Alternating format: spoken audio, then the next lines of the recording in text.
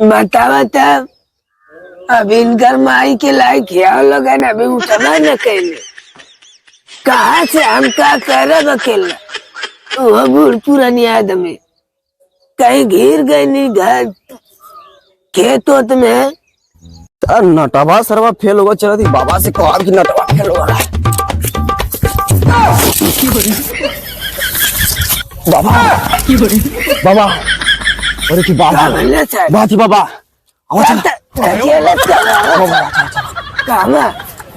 करे थे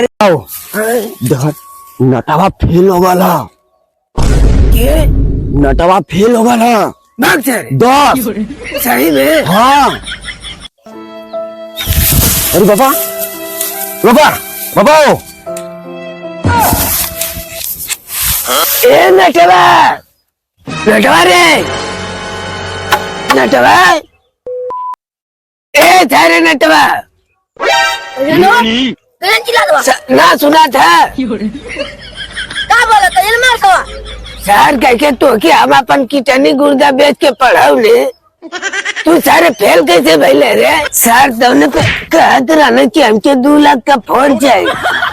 लेबे फोनवा कहो तो है राजी चौधर भाग भाग सर भाग घर से भाग रे भाग जा सर का मुंह मत दिखाइए चाहे वो क्या करिए तो रे